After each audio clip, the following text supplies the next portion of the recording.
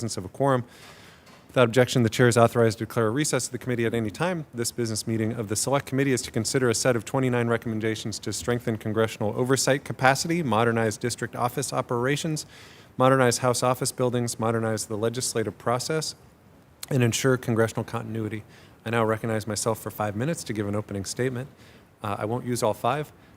Today, the Select Committee is taking up its 8th package of recommendations to improve the way Congress works on behalf of the American people. These recommendations come from the many expert witnesses the committee's heard from over the past several months and from discussions that committee members have had in hearings and with each other.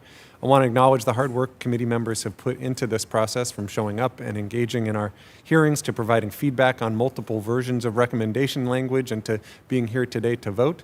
I know it takes a lot of time. I'm deeply grateful to each of you for your commitment to this process. This committee's guiding principle is to make Congress work better for the American people, and the recommendations we're taking up today certainly reflect that important purpose. Our success as representatives and lawmakers depends on the strength of this institution. In order for Congress to uphold its Article 1 responsibilities and act as a co-equal branch of government, its capacity needs to match its constitutional authority.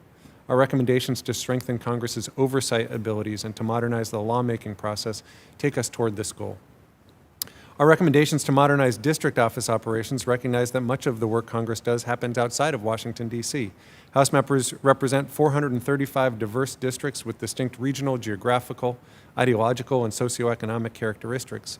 Our district offices are on the front lines, working directly with constituents every day to help them navigate the federal government.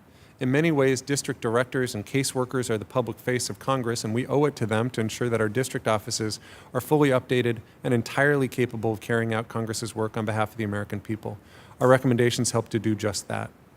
Our recommendations also recognize that the House of Representatives is the people's house, modernizing House office building in ways that make it easier for the people to access us and connect with work we do on their behalf strengthens representative democracy. And I want to thank Congressman Phillips and Congressman Davis for their leadership on that subject area. Finally, I'd like to thank Vice Chair Timmons for all of the work he's done in helping develop and bring these recommendations forward, and recognize him for an opening statement. Thank you, Mr. Chairman. I don't have much to add beyond what you've already said. You summarized the recommendations quite well. I would just underscore that the purpose of what we're doing here today and what we've been doing all along for the tenure of this committee, the thread that ties it all together, is to strengthen this institution, the first among co-equal branches for the American people. While we have less than 6 months left in our tenure, we intend to continue our work until the end, to run through the tape, as they say.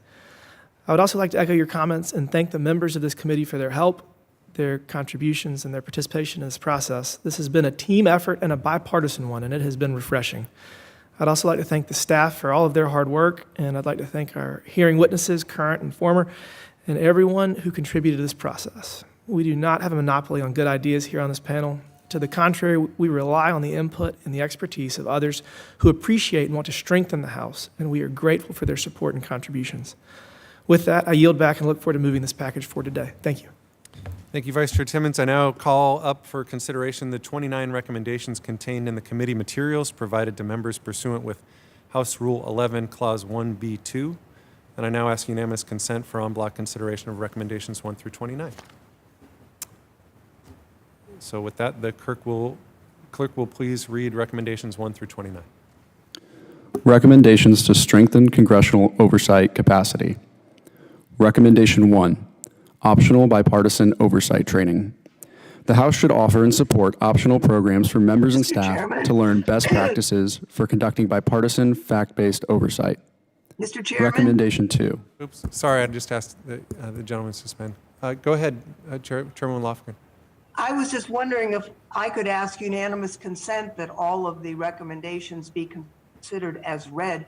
We've all had them for some time, and I think all the differences, I hope, have been worked out. Okay. Second. Without objection? Okay, we shall consider them as read. Thank you, Chairwoman Lofgren. So with that, considering the recommendations read, all in favor of recommendations 1 through 29, say aye. Aye. All those Aye. opposed to recommendations 1 through 29, say no. In the opinion of the chair, 2/3 being in the affirmative, the ayes have it.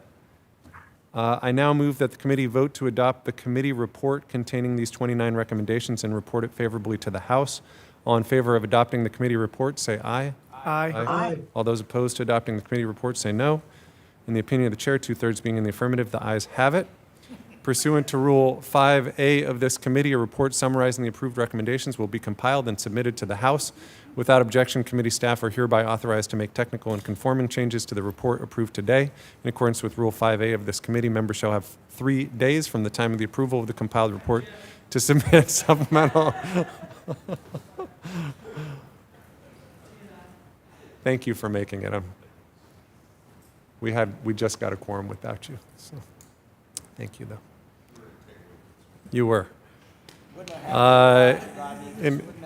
In accordance with Rule 5A of this committee, members shall have 3 days from the time of the approval of the compiled report to submit supplemental or additional views, which I think Mr. Davis now has some additional views he'd like to share, which shall be included as part of the report. Before we conclude our business today, I want to again thank the members of this committee for their hard work. Can we also just give a quick round of applause to the staff for all the hard work that they're putting in?